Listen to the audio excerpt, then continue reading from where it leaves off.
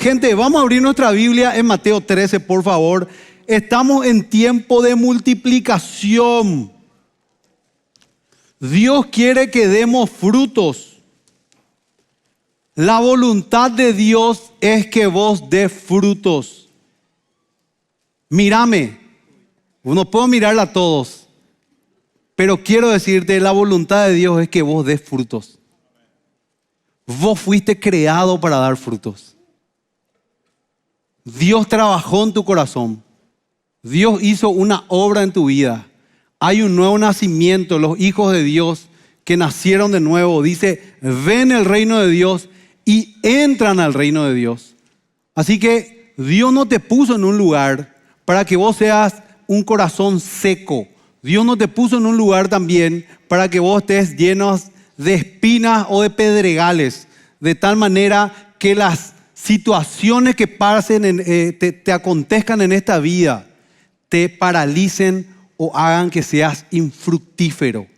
No es esa la voluntad del Señor. Entonces, hermano, este año tiene que ser un año donde nosotros fructifiquemos de verdad. Ese corazón que da fruto, la Biblia dice 30, 60 y 100. Voy a estar explicando uno a uno después, pero estuve leyendo y ¿saben cómo era el tema? Había sido ese 30, 60 y 100 que la buena tierra produce.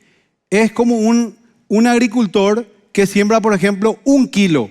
Entonces, si da 1 kilo, lo que ellos sembraba 1 kilo, lo que ellos esperaban era el 7 y el 10 le tenía que producir esa semilla. O sea, si él sembraba 10 kilos, él tenía que producir naturalmente 7 a 10 kilos de cosecha. ¿Ok? Entonces, cuando el Señor habla de la cosecha o del fruto que da el cristiano, habla del 30, 60, 100 y el palestino de la época, el judío de la época, entendía que esa tierra está dando una cosecha literalmente milagrosa. Porque lo normal era que pueda dar 7 más o 10 más, no 30 más. Si da 30 más es muchísimo. Es puro gracia. Quiere decir que le ayudó el sol, le ayudó el viento, la temperatura, todo. Más teniendo en cuenta de cómo era la tierra en la Palestina antes, que era una tierra árida. Si me pueden poner acá esa imagen de cómo era la tierra de Palestina. Ya que algunos pastores estuvieron usando la inteligencia artificial, yo dije, voy a usar también, dije. No le pedí a Edwin, le pedí ahí al chat inteligente y nomás ya que me diga cómo era la tierra de Palestina. Entonces ahí vos ves que es una tierra totalmente árida. Y los frutos del 30, 60 y 100 ya son frutos sobrenaturales. Cuando Jesús le estaba diciendo esa parábola a ellos, le estaba diciendo, la obra que yo hago en el corazón de ustedes es una obra sobrenatural.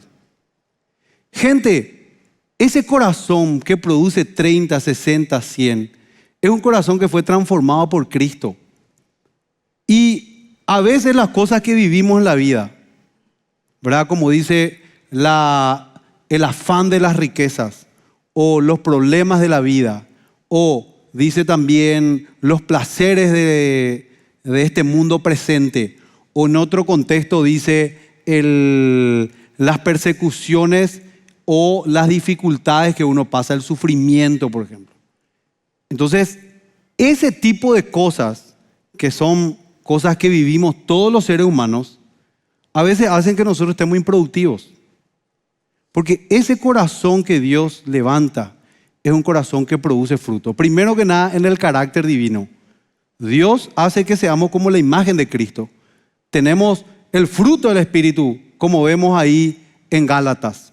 ¿Cuál es el fruto del Espíritu? El fruto del Espíritu es paz, gozo, benignidad, bondad, fe, mansedumbre. Pero vos le decías a un hermano algo y ya te grita. O entre los hermanos es tranquilo, pero se va a su casa, su mamá le dice, mi hijo, esta media es tuyo. ¿Qué te pasa para meterte en mi intimidad? Así totalmente desproporcional, un corazón aturdido, un corazón confundido. Entonces, muchas veces no estamos dando los frutos Pero la voluntad de Dios es que vos des fruto, que muestre el carácter de Cristo. Hermano, yo le pido a Dios, este año, te digo una cosa, ¿te podés comprometer a mostrar el carácter de Cristo en tu vida? ¿Te podés comprometer a ver un poco un fruto rico de parte de Dios en tu vida, donde vas a mostrar el amor de Dios, ese amor sacrificial donde dice, ¿sabes qué? Yo soy un abad de aquellos, como dice un pastor que le conozco, soy un argel, pero yo voy a vencer ese carácter y voy a mostrarme compasivo, voy a mostrarme benevolente. Este año, hermano, yo te pido por favor, este es nuestro año. Y no estoy hablando de toda la iglesia, a ustedes les estoy hablando, de los que se congregan los sábados.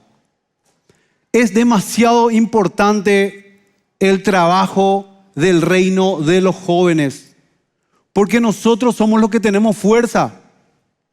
Vos tenés fuerza. Vos tenés la posibilidad de acá, yo los lunes me voy a jugar fútbol con ustedes. 4 o 5 partidos y se enojan otra vez porque ya es las 11 de la noche.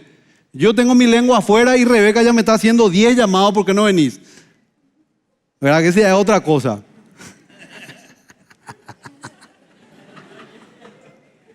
Que no es cierto, por cierto, ahora veis. Rebeca en ese sentido ni ahí está con ese tema.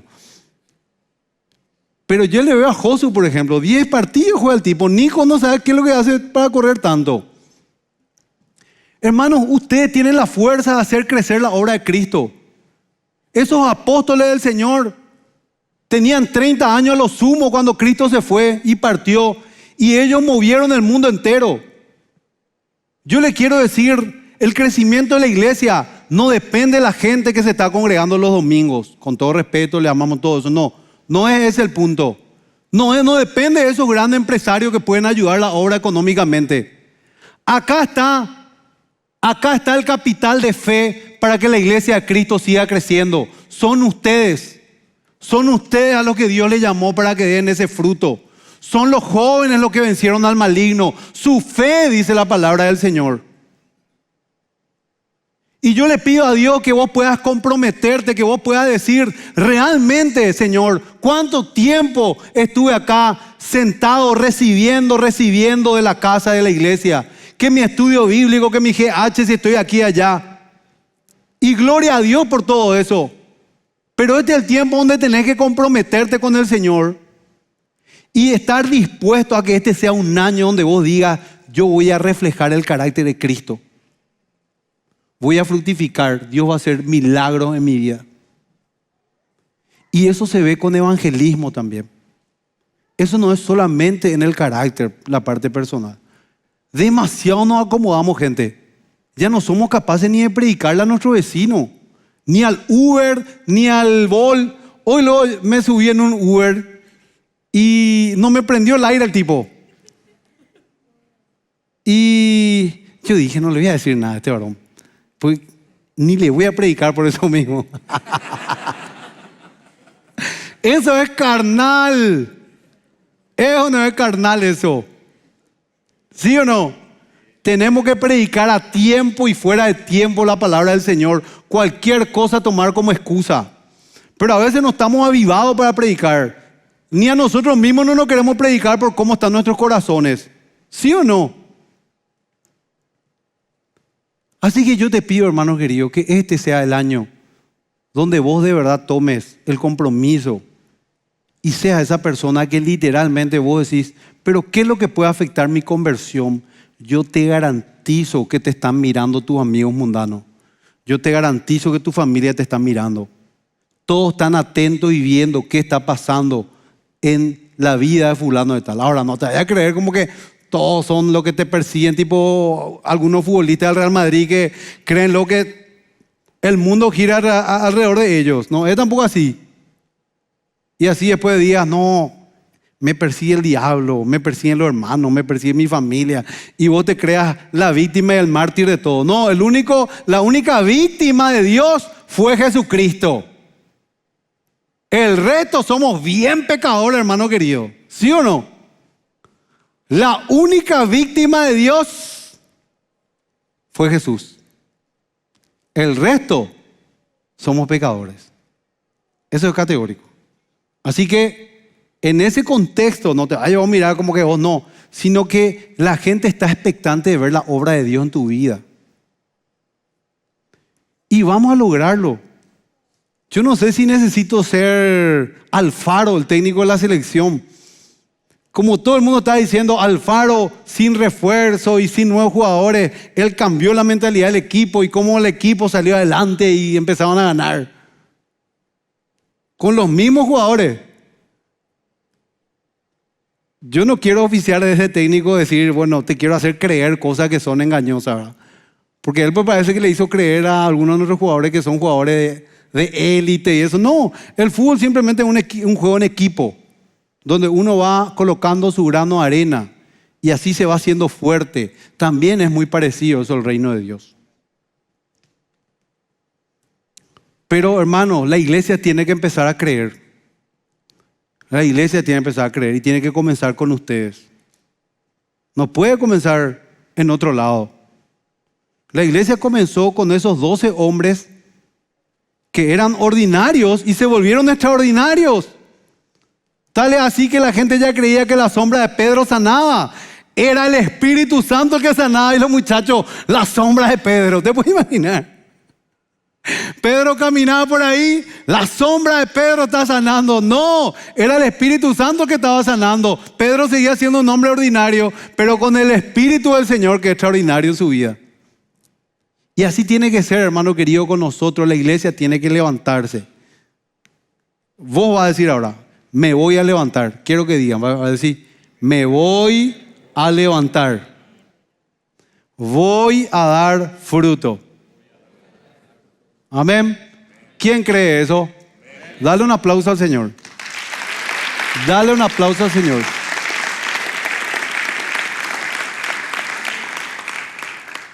No pueden ser las circunstancias las que determinen nuestro futuro.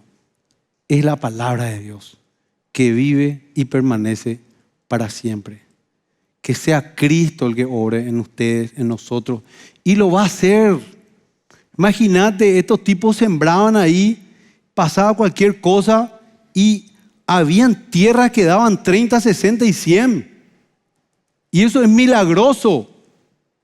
Y somos nosotros, más que vencedores, este grupo, el que tiene que hacer que la iglesia dé 30, 60 y 100. Tenemos que ser evangelistas. Este año, por eso como Cristian le estaba diciendo, nosotros como grupo de jóvenes crecimos muchísimo. Tal vez el 2024 en asistencia mermamos muchísimo. Pero quiero decirle que los grupos hogareños explotaron. Casas que no son para recibir 40 personas, 50 personas. Familias lo llevaron al grupo hogareño. Algunos obviamente ya eran muy caraduras, ¿verdad? Se casaban, tenían 3, 4 hijos y seguían ahí en el grupo de Diego, eso. Pero nosotros le dimos mucho énfasis por mucho tiempo a la integración, al trabajo de coinonía, del ágape, el servicio, la comunidad. Y la verdad que se logró eso. Pero eso se logró porque trabajamos muy fuertemente con los sábados con la gente. Antes nosotros hacíamos acá las meriendas, las actividades, toda esa coinonía venía así. Y después esa gente se fue empezando a meter en los grupos hogareños, que terminaron siendo de mucha bendición. Pero el año pasado, por ejemplo, muchísima gente de nuestros grupos hogareños ya no venían los sábados y venía gente nueva y ya no teníamos las personas para consolidarla a la gente nueva. Porque vos a una persona que viene a la iglesia, acuérdense que la iglesia es comunidad de fe. Es la asamblea de los que creen en Cristo y se juntan para tener comunión, alabar a Dios, adorar a Dios y posteriormente evangelizar. Bueno, entonces venían los nuevos o venía gente y de repente decía, che, somos todos nuevos acá, no le conozco a nadie, ¿qué tal? Y pasaba lo mismo que en otros cultos, de repente, ¿qué tal? Dios te bendiga. Y cada uno se iba por su cuenta. Y dejamos de edificar. Hermanos, nosotros hoy tenemos una iglesia acá. 700 sillas entran acá. El culto de los sábados tiene que ser un culto que nosotros tenemos que agarrarle a la juventud paraguaya. estamos demasiado cómodos como iglesia. Estamos en un estado así donde reventamos los domingos, venimos, servimos, tenemos tan felices, estamos en nuestra vida tan linda que tenemos, que mucha gente inclusive le dijo al pastor Emilio: ¿para qué vamos a crecer más, pastor? ¿Para qué es lo que vamos a irnos más? Y ese mismo pensamiento tenía mucha gente cuando estábamos en Brasil y éramos 200 personas. ¿Para qué vamos a seguir creciendo, pastor? Demasiado bien estamos acá. Las predicaciones bíblicas, estamos edificados, tenemos una comunidad. Y vos tenés que hacer eso por el amor a los escogidos, dice la palabra de Dios. Por amor a esas ovejas de Cristo que todavía están perdidas. Así como alguien hizo eso por vos para que vos estés sentado acá, también vos tenés que ponerte en la brecha para hacer eso también por otras personas. Y los sábados tenemos que desafiarnos a que esto no esté a la mitad. Traer gente para que le conozca a Cristo. No para que se llene el culto, porque si es por eso nosotros agarramos nomás y le decimos acá GH, le decimos: bueno, líder de GH, este sábado vengan todos para aparentar que somos muchísimos. Y los 50 acá GH vienen y estén acá y sentados y hacemos todo una parafernalia así y tipo damos a entender que somos muchísimos. No es ese el punto. El punto es que ni estamos evangelizando, que no estamos dando esos frutos que la palabra de Dios dice. Así que tenemos que entrar en ese compromiso este año. ¿Les tira ese compromiso a ustedes, sí o no? ¿Quieren comprometerse con la iglesia del Señor? ¿Quieren comprometerse con Cristo? Háganlo, hermano, porque es una bendición. Y esa es la visión que tenemos este año. Seguir creciendo. Seguir creciendo, pero como les digo, no es el tema edilicio, de verdad les digo.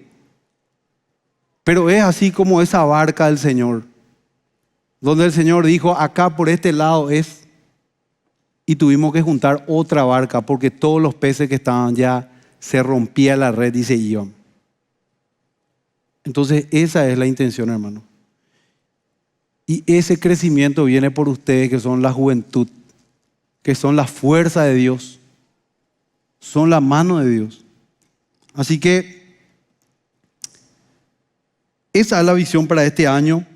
Y como mejor manera de poder explicarles, porque justamente cómo lo son las cosas de Dios, porque yo estaba leyendo la parábola del sembrador y estuve aprendiendo muchas cosas, más que nada tocando mi corazón primero, porque hay tantos afanes en la vida, hay tantos, nosotros que somos jóvenes, bueno, yo ya soy casado, tengo 2 hijos, pero tenemos muchísimas distracciones en la vida, muchísimas distracciones, y Dios estaba tocando mi corazón, de que a veces por esas distracciones no estamos dando los frutos. Y estaba leyendo, meditando, y cuál era el mensaje que Dios tenía para este año. Y justo nomás nos reunimos con el varón Ki, y ahí él me dijo también: pastor, ¿qué te parece la parábola del sembrador? Así que esa parábola perfectamente se acomoda a lo que nosotros queremos hacer. Y cómo, cuando hablamos del corazón, hermano, lo es súper complicado. Porque primero los predicadores, cuando hablamos del corazón, nosotros mismos tenemos que tratar. Y tal vez ahora no le voy a contar, pero en el privado sí, tal vez puedo hablar con ustedes, contarle también lo mucho que el Señor trató mi corazón en este tiempo. Yo estaba muy acostumbrado a que Dios trate mi corazón solamente cuando había problemas. Y había sido la parte más difícil de cuando todo está bien. Porque cuando todo está bien, ahí es como que las cosas cambian un poquito de perspectiva. Y ahí vienen a veces las distracciones y otro tipo de cosas que afectan. Y nosotros a veces creemos que somos el centro de todo y no es así. Y después decimos, como todo está bien, seguramente Satanás está preparando un plan especial para atacarme y para hacerme caer o algo. Así luego más o menos tipo, ¿y qué es lo que somos nosotros, guau, para que justo, guau, Satanás esté pensando tanto en nosotros para... ¿Entendés? Y a veces cuando suceden cosas malas, entonces vos decís, el diablo lo atacó y tal cosa. Y nada que ver. A veces simplemente tenía que dejar de pensar un poquito en vos y pensar más en los demás. Y así fructificar realmente. Porque a veces cuando estamos ensimismados es donde literalmente no podemos ver la gracia de Dios en nuestras vidas. Bueno, voy a explicar rápidamente esta parábola del sembrador. Algo que yo nunca había visto, porque lastimosamente las veces que tratamos las parábolas siempre las hacemos de una manera aislada. Y realmente ahí en Mateo 13 podemos ver que el Señor comenzó a hablar de las parábolas. Dice que fueron varias parábolas. Mateo 13 dice, más tarde ese mismo día Jesús salió de la casa y se sentó junto al lago, el mar de Galilea, aproximadamente a mitad de los 3 años de ministerio de Jesús, cuando Él empezaba a popularizarse de una manera poderosa, literalmente poderosa, y ya con una persecución seria de parte del organismo religioso judío. Dice, pronto se reunió una gran multitud alrededor de él, así que entró en una barca, se sentó allí y enseñó mientras la gente estaba de pie en la orilla. En otra parte dice que vinieron de varias ciudades. O sea que Jesús aprovechó ese momento de que estaban literalmente todos, tipo reunión oficial más o menos del grupo. Ya que está toda la multitud, me vienen de varias ciudades, voy a aprovechar y voy a enseñar. ¿Qué hizo? Contó, ¿qué cosa? Muchas historias en forma de parábola. ¿Qué contó Jesús? Muchas historias en forma de parábola. O sea que aprovechó el tipo y quitó el repertorio. Las parábolas, literal.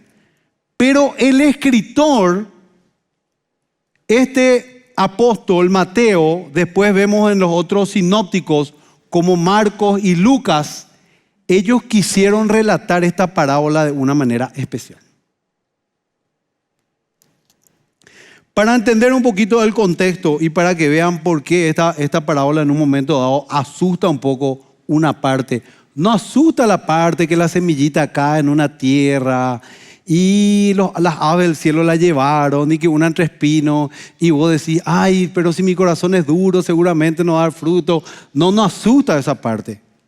¿Sabes qué parte es la que asusta? Cuando el Señor dice, yo a ellos les hablo en parábola a propósito. Él relata las historias en parábolas, pero a sus discípulos se va y le dice, a ustedes les es concedido conocer los secretos del reino. ¿Y por qué hace en parábola? Y acá lo dice, para el cumplimiento de la ley. Todavía no voy a leer todo eso. Dice la parábola, voy a leer esta parte, porque le quiero meter en el contexto. De esta forma se cumple la profecía de Isaías, dice Mateo 13:14. Cuando ustedes oigan lo que digo, no entenderán. Cuando vean lo que hago, no comprenderán. Pues el corazón de este pueblo está endurecido y sus oídos no pueden oír y han cerrado los ojos. Así que sus ojos no pueden ver y sus oídos no pueden oír y su corazón no puede entender y no pueden volver a mí para que yo los sane. ¿Qué dice en el 13? ¿Por qué uso estas parábolas? Por eso uso. Pues ellos miran, pero en realidad no ven. Oyen, pero en realidad no escuchan ni entienden. O sea, el tipo vio. Es como el famoso que trabaja en la aduana más o menos. El tipo vio, pero hizo como que no vio. Sabía que estaba mal lo que estaba pasando. Voy a dejar, no va a pasar esto y vista gorda. Eso es lo que ellos estaban haciendo. Pero atendé este contexto, hermano, porque te vas a asustar. Vos decís, siempre a veces le leemos a Jesús y decimos, pero ¿será que Dios? ¿Por qué Dios dice que algunos le van a endurecer, que otros van a escuchar. Yo les hablo en parábola para que ellos mismos no puedan entender completamente. No, era para que se revele verdaderamente el corazón de la gente. Porque el hombre tiene que enfrentarse a su verdad, a lo que hay adentro de él. No es el problema Dios. Dios es amor. El problema es la gente. Pero en ese contexto ya había una persecución seria de los fariseos. Estaban, por un lado, los fariseos que ya tenían un deseo de matar a Jesús. Estaba la multitud que se iba porque daba gusto. Se me rompe la mano, Jesús saname. Me voy a romper otra la mano, Jesús saname. Daba gusto esa sensación. Que te sanaba, que tenías hambre y Jesús traía milagro. Que había un endemoniado, Jesús le echaba afuera. Había mucha multitud que venía porque Jesús estaba cumpliendo sus necesidades humanas, emocionales y todo lo que pueda estar pasando. Había otra gente que literalmente estaba ahí, le seguía nomás, pero no entendía. Y otros que de verdad estaban dispuestos a dar a todo por Jesús, que esos eran sus discípulos. Pero miren Mateo 12, 13. Cuando Jesús se va a sanar en el día de reposo. Es una locura. Después le dijo al hombre, extiende la mano. Entonces el hombre la extendió y la mano quedó restaurada igual que la otra. Entonces los fariseos convocaron a una reunión para tramar cómo matar a Jesús. ¿Cómo matar a Jesús? ¿Se acuerdan de lo que pasó después? Jesús es tratado como el príncipe de los demonios. Dice Jesús, porque ellos ya estaban diciendo, dice, pero cuando los fariseos oyeron el milagro, dijeron, con razón puede expulsar demonios. Él recibe su poder de Satanás, el príncipe de los demonios. Ya no le querían lo matar a Jesús, ya estaban diciendo que el poder que Jesús tenía era el diablo. Y ahí Jesús obviamente habla del problema del corazón de ellos. A un árbol, dice, se le identifica por su fruto. Si el árbol es bueno, su fruto será bueno. Si el árbol es malo, su fruto será malo. Camada de víboras, le dice a los fariseos. Buenísimo eran ellos, ¿eh? Que Dios ya te tenga que decir camada de víboras ya es demasiado. Quiere decir que cosas malas estuviste haciendo. ¿Sí o no? Pero bueno, el contexto. Ahí dice, el problema de esta gente es su corazón. El mal árbol no puede dar buen fruto. Y el buen árbol sí da fruto. Después Jesús le dice a ellos el tema de la señal de Jonás y después su familia mismo que le viene a buscar y él dice, mi familia es mi hermano y eso y todo lo demás, los que hacen la voluntad de mi Padre. Y ahí el Señor cuenta todas las historias y las parábolas y él aprovecha esa multitud y les agarra y empieza a separar y a dividir porque la cuestión estaba muy fea y su mensaje que iba a ser rechazado por algunos, pero por otros su mensaje iba a ser que dé muchísimo fruto, hermanos queridos. En ese contexto, y vamos a hablar rápido, dice esa parábola, un agricultor salió a sembrar, a medida que partía las semillas por el campo, algunas cayeron sobre el camino y los pájaros vinieron y se las comieron. Otras cayeron en tierra poco profunda con roca debajo de ella. Las semillas germinaron con rapidez porque la tierra era poco profunda, pero pronto las plantas se marchitaron bajo el calor del sol y como no tenían raíces profundas murieron. Otras semillas cayeron entre espinos, las cuales crecieron y agarraron los brotes, pero otras semillas cayeron en tierra fértil y produjeron una cosecha que se fue a 30, 60 y hasta 100 veces más numerosa de lo que se había sembrado. El que tenga oídos para oír, que escuche y entienda. Esta parábola es la parábola que Jesús interpreta. Rápidamente voy a leer su interpretación. Escuchen ahora la explicación de la parábola acerca del agricultor que salió a sembrar. Las semillas que cayeron en el camino representan a los que oyen el mensaje del reino y no la entienden. Entonces viene el maligno y arrebata la semilla. En Lucas dice Satanás, no dice el maligno, literalmente es Satanás. Y en otra parte dicen aquellas personas que literalmente no valoran las cosas del reino de Dios. Continuamos. Las semillas sobre la tierra rocosa representan a los que oyen el mensaje y de inmediato lo reciben con alegría, pero como no tienen raíces profundas, no duran mucho. En cuanto tienen problemas o son perseguidos por creer la palabra de Dios, caen. Las semillas que cayeron entre los espinos representan a los que oyen la palabra de Dios, pero muy pronto el mensaje queda desplazado por las preocupaciones de esta vida y el atractivo de la riqueza, así que no se produce ningún fruto. Las semillas que cayeron en la buena tierra representan a los que de verdad oyen y entienden la palabra de Dios y producen una cosecha 30, 60 y hasta 100 veces más numerosa de lo que se había sembrado. Hermanos queridos, estuvimos viendo, poneme un poco de vuelta esa imagen de cómo, bueno, acá se puede ver cómo era la tierra en Palestina. La gran diferencia con cómo hacían la siembra, cómo hacen la siembra en esta época, es que ahora, por ejemplo, se trabaja la tierra primero. Ahora se trabaja la tierra. Y obviamente es lo más cuerdo, ¿verdad? Trabajar la tierra y después tirar tu semilla como es ahora. Pero en esa época, los sembradores sembraban a mano, no habían las máquinas de sembrar ni nada, sembraban a mano. ¿Y cuál era el tema? Que ellos no trabajaban la tierra antes de sembrar. ¿Por qué no trabajaban? Bueno, quédense nomás con una imagen porque veo que la gente mira mucho la imagen y no se centra en lo que quiero decir.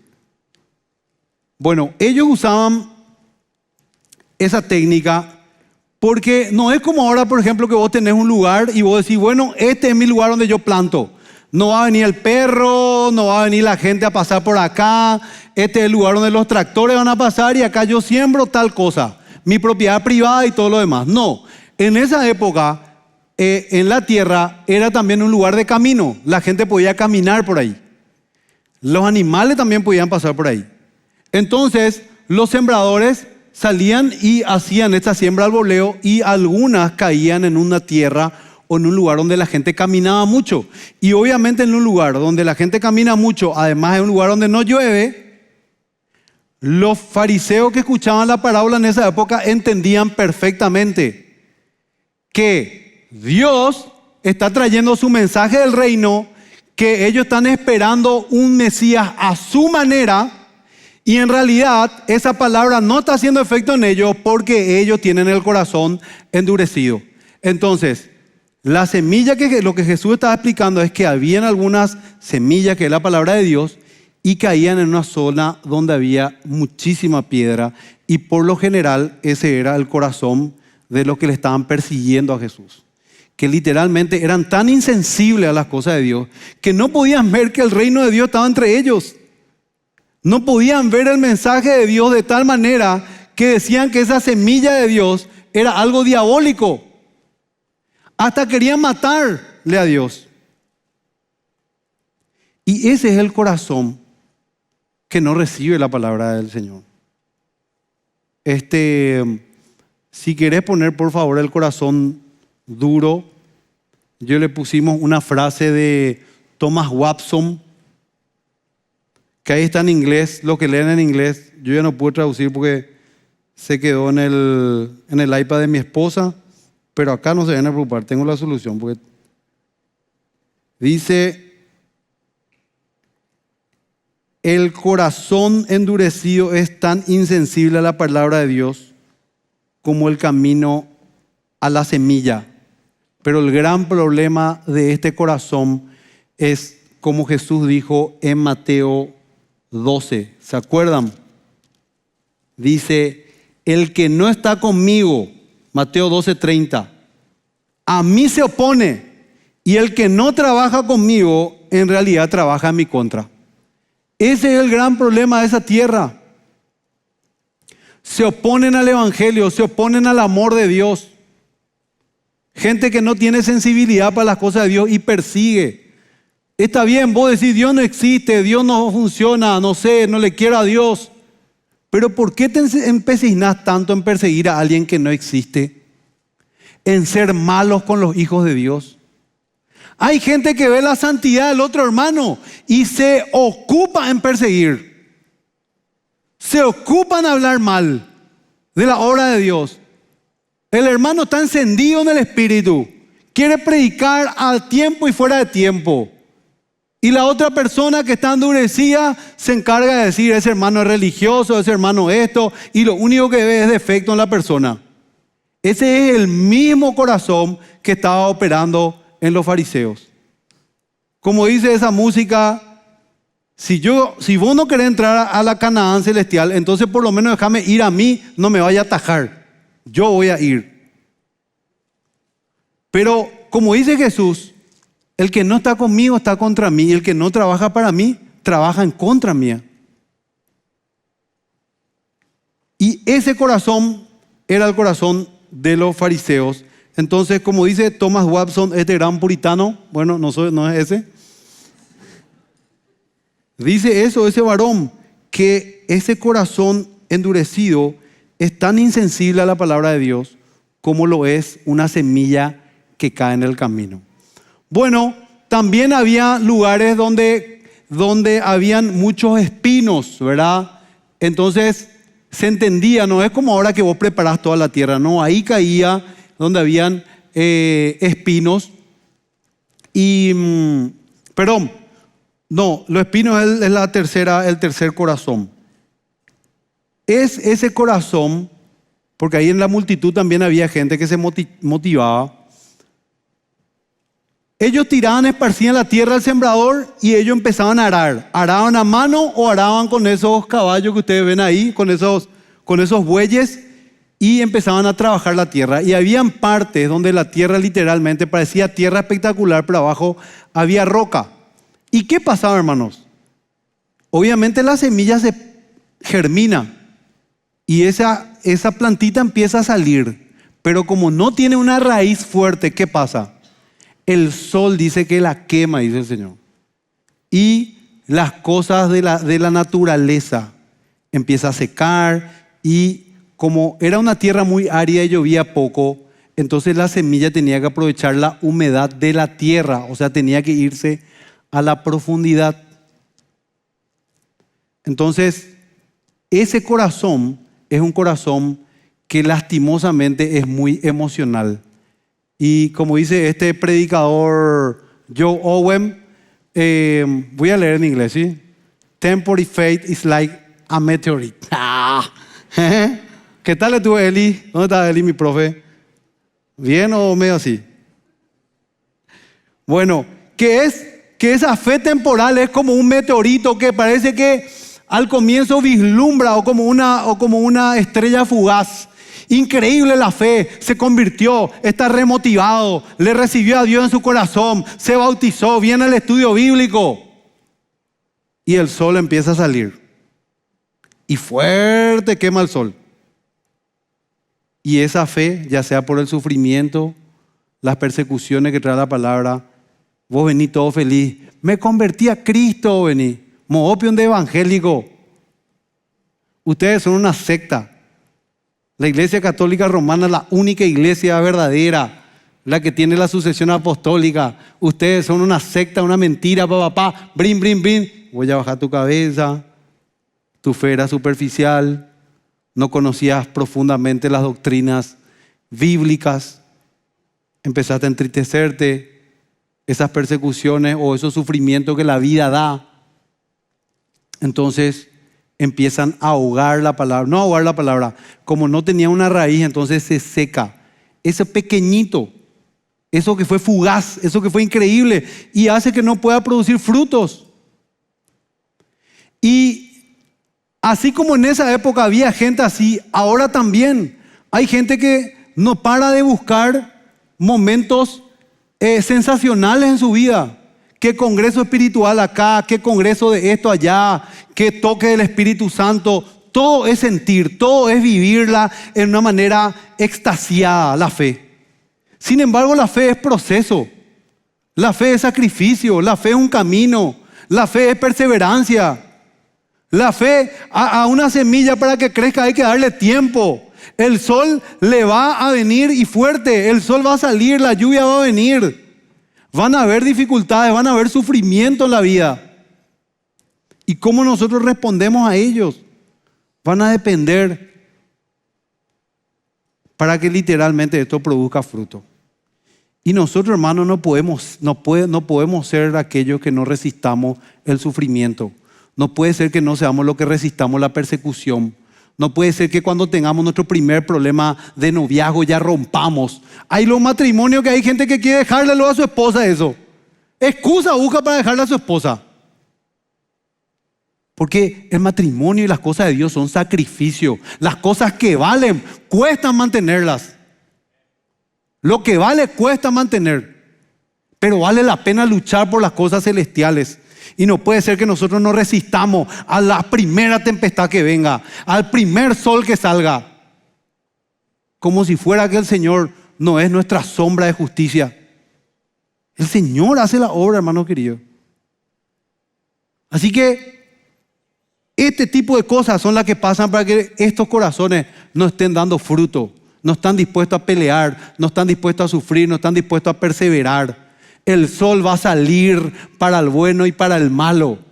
Pero es como vos haces que de esa propia tierra árida tenés que irte hasta el fondo para tomar la humedad y sobrevivir. ¿Entendés? Porque no llovía. Imagínate, fíjate, hermano, que era esa tierra árida, tipo desértica. Literalmente no llueve, hermano. ¿Qué tiene que hacer la semilla? Hasta el fondo tiene que irse. No hay otra. Y después vemos las que caían también con espinos. Y el problema de las con espinos, los dos crecían. Crecían, pero crece el espino y también crece el trigo. Y el gran problema es que los afanes de la vida, los placeres de la vida y esas distracciones de las riquezas hacen que al final no pueda ser fructífero. Y tanto en la Palestina de esa época, a los cuales Jesús le estaba hablando, porque Jesús literalmente, como Dios hace las cosas, es como que esperó que se alineen los astros para que Él pueda agarrarse en la orilla y a toda la multitud le pueda dar esta enseñanza, porque literalmente era para todos los corazones. Había gente que estaba rechazando nada más y nada menos el reino de Dios. Y hoy también la gente está rechazando. Dice, el amor al mundo ahoga el alma. Richard Baxter es un puritano. Los puritanos hablaban mucho del tema del corazón de los hombres. Me hace acordar a Cristian y a Anto cuando una vez en la Reforma Protestante hicimos un teatro de la Reforma Protestante y Cristian y Anto se vistieron de puritanos.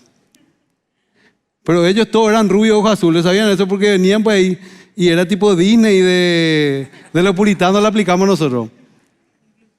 Inclusivos. Es para algunos entendidos, hermano. Simpático, viste que vos ves ahora Disney La Sirenita y era rubita y te pone una no sé qué cosa. Después Blancanieves, obviamente era una zona noruega, los lugares fríos, no, hay una latina está ahí, ¿verdad? Pero inclusivo. Bueno, y así también nosotros fuimos en la Reforma Protestante, ¿sabes qué hicimos? Para cualquiera que quiera ver YouTube, ponga ahí Teatro de la Reforma de Más que Vencedores, pero buenísimo le salió. Realmente fue increíble. Les felicito. Pero bueno, gente, ese es el gran problema con esta tierra, con este corazón, donde estas espinas hacen que no podamos dar los frutos. Y ese es uno de nuestros grandes problemas acá, hermanos. Demasiado vivimos en el entretenimiento, en las distracciones, los afanes de la riqueza. La gran solución es que tenemos que ordenar nuestras prioridades. ¿Está mal o no divertirte? ¿Está mal o no salir con los amigos? No está mal, es fantástico. Yo le pongo 10 jugar fútbol los lunes. Es una tremenda cosa. Pero si vos, hermano querido, no estás priorizando a tu familia y a tu estudio, olvídate de eso, poné las cosas en prioridad. Escribió ahora este hermano de cristiano conservador justamente en el Facebook, escribió un lindo escrito sobre el orden, no sé en qué idioma, de tipo latín, el orden de las prioridades, por ejemplo.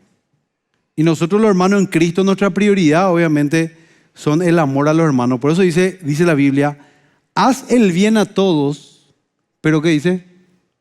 Primero a los hermanos de la fe.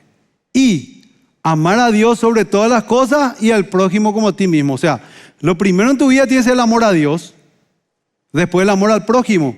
Y vos tenés que hacer también esas órdenes de cosas. Y no vivir como que esas cosas sean tus ídolos, los entretenimientos de la vida. ¿Está bien o no ganar dinero? ¿Es un don de Dios? ¿Sí o no? Que vos trabajes, te esfuerces. Bueno, el problema es cuando vos te volvés un enfermo y le servís a 2 señores a la vez. Tenés que poner las prioridades en tu vida.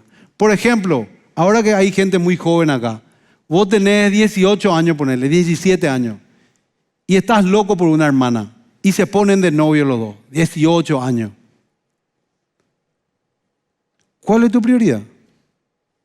El noviazgo, satisfacer tus gustos, encontrar el amor de tu vida. Vos todavía no le puedes dar, ni siquiera le vas a poder comprar el shampoo que le compra a su papá. Vos le tenés que comprar ese Valerina con no sé qué cosa que... Yo a mi hijo le compro Valerina tranquilamente. Rebeca me dice, mi amor, vamos a comprarle. No, ellos son hombres jabón, ese coco duro, hermano, ellos le va a servir. Ezequiel igual se pone oro para hacer el cabello de Ezequiel. Pero, hermano, vos ni siquiera le vas a poder dar, pagar la, ¿cómo se dice? Su mini carga le va a poder pagar. Y vos hago así, sí, yo ya quiero tener novia y todo eso. Ordena tu prioridad en la vida. Sé un hombre primero. Aprende a tener dominio propio primero. Aprende a generar, a ser productivo, buen administrador. Y después empezás a enfocarte. Y nosotros pues en este mundo andamos todo al revés. ¿Entendés? Entonces, ese tipo de cosas, por ejemplo, no tiene sentido. Vos le decís, Señor, quiero hacer tu voluntad. Y más o menos Dios te dice, no tiene sentido lo que estás haciendo. No es ni una pirámide, no tiene forma, ¿entendés? Entonces hay que definir prioridades.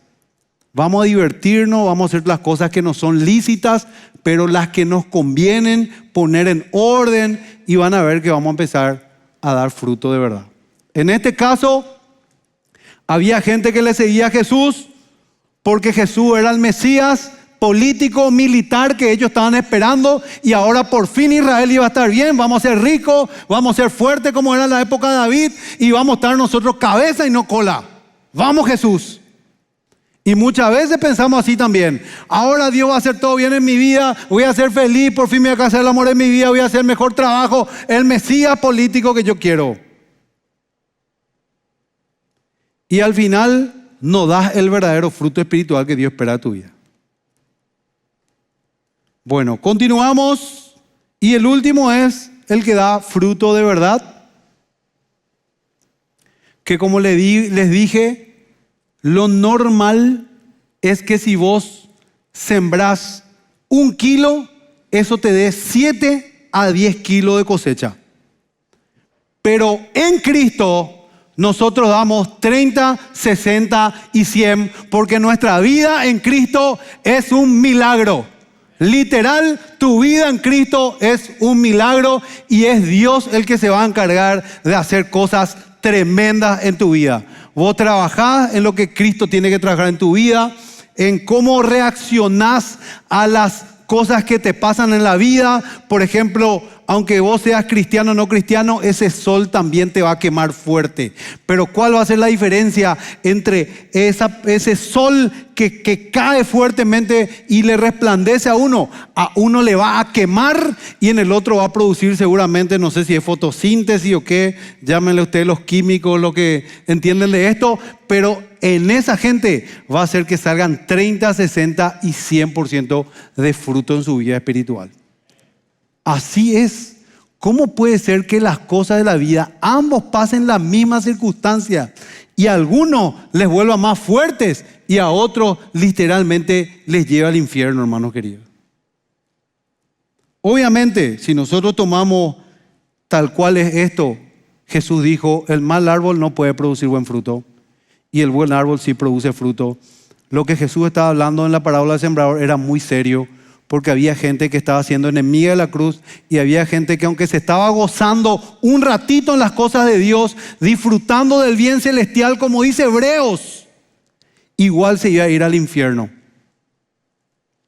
Pero Dios no nos puso para morir, porque acá a sus apóstoles Él les dice, más a ustedes los misterios del reino se les es revelado. Y esto es algo espiritual, no es solo intelectual, esto es algo que tiene que bajar a tu corazón. Y en tu corazón están todas las aristas del ser humano, tu voluntad, tus emociones, tus pasiones, tu identidad, todo lo que sos debe ser tocado por el Señor y dar frutos. Y como ellos vieron del Señor, ¿quién es el sembrador? ¿Quién es el sembrador? Jesús en su parábola enseñó, Él es el sembrador. Él es ese buen sembrador que sale y tira su palabra para que la gente pueda brotar para vida eterna. Es Jesús, ese buen sembrador que ama a la humanidad y que quiere que la humanidad viva y dé fruto para vida eterna. El Señor no es el problema la palabra, no es el problema la semilla. El problema es dónde cae la semilla.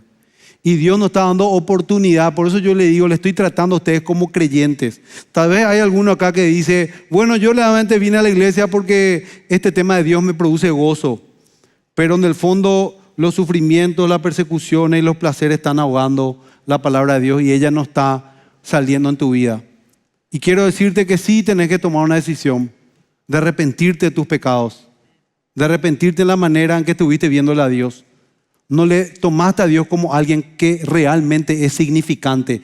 Le tuviste a Dios como un insignificante y le infravaloraste a Dios. Y eso pasa cuando ustedes lean por favor en sus casas Marcos y Lucas 8, cuando habla de las otras parábolas del sembrador. En un momento dado, esa gente que del camino es la gente que no valora la palabra de Dios. Para ellos es insignificante. Y los malos vienen las aves del cielo y comen y le arrebatan la palabra de Dios. Así que hermano, si hay uno así acá, hermano, yo no te estoy juzgando. Todos tuvimos ese corazón en un momento dado. Pero Dios es bueno para darnos vida eterna. Y a los creyentes acá, que son este pueblo escogido por Dios, que Dios les ama, que son ustedes los que están acá sentados, que Dios está haciendo una obra tremenda. Este es el tiempo de fructificar, gente.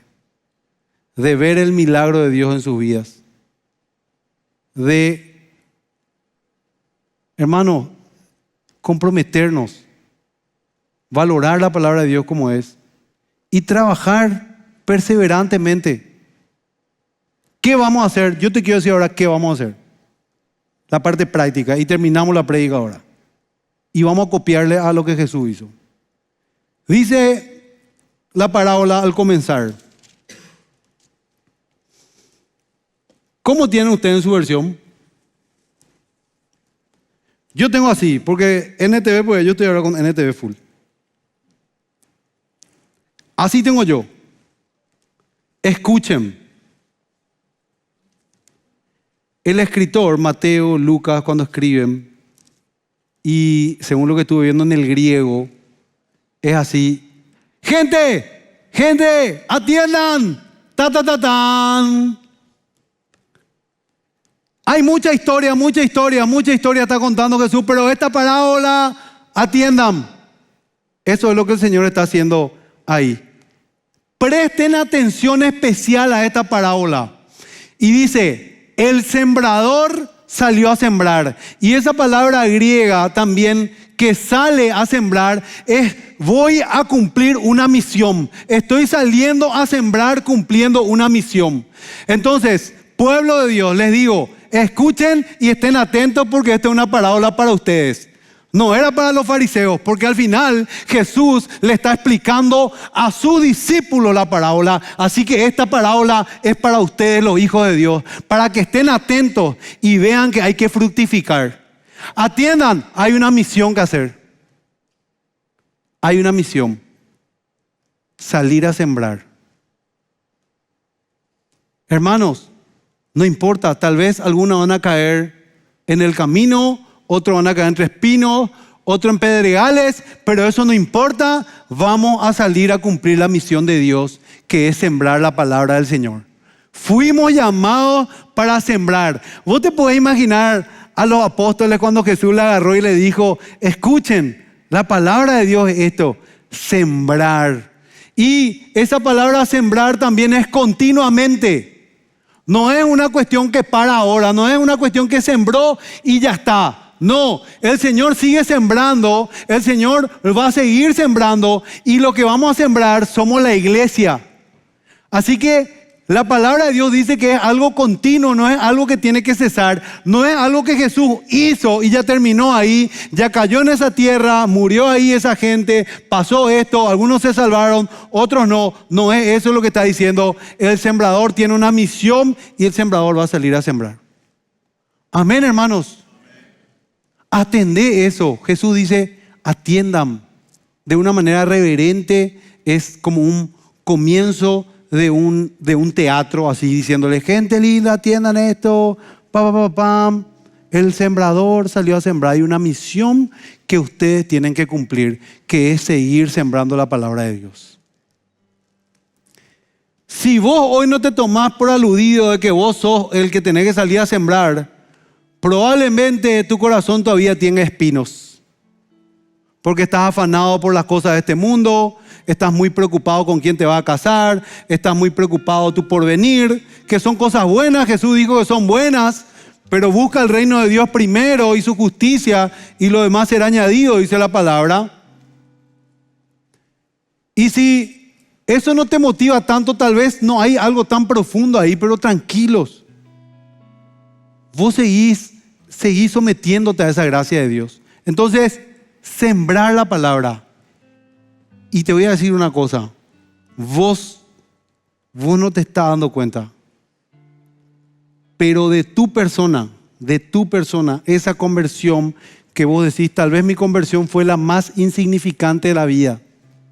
Yo vine a esta iglesia triste, enlutado, endeudado, peleado, abofeteado, marginado, y Dios me salvó. Yo soy una persona tímida, Yo te quiero decir que Dios, con tu vida, tu conversión va a multiplicar a 30, 60 y 100.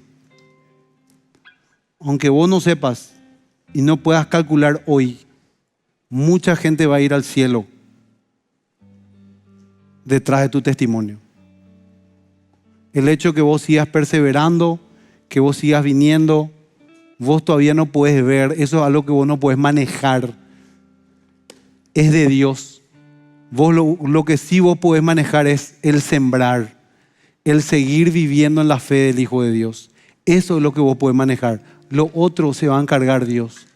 Así que en tu debilidad, en como sea que estés, Dios va a seguir haciendo la obra. Amén. Hay gente que da 30, 60 y 100.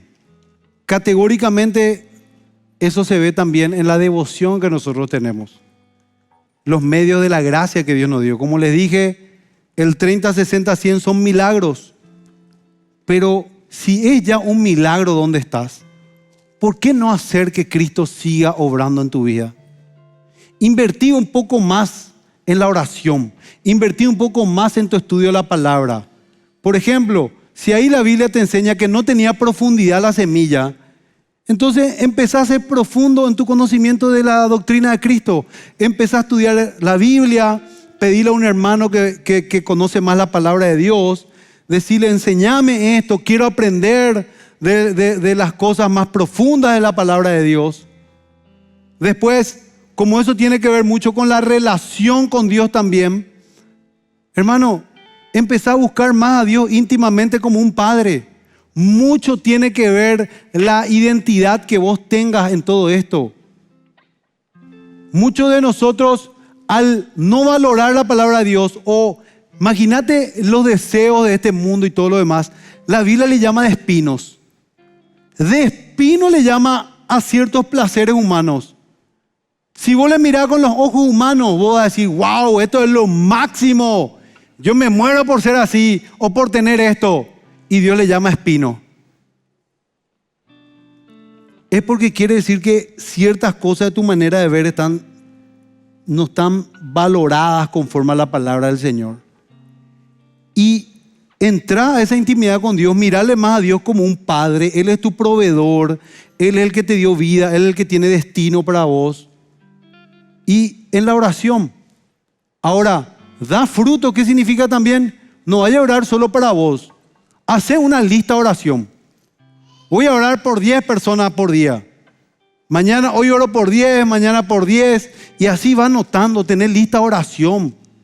Enfócate también en los problemas de los demás, no solamente en los tuyos.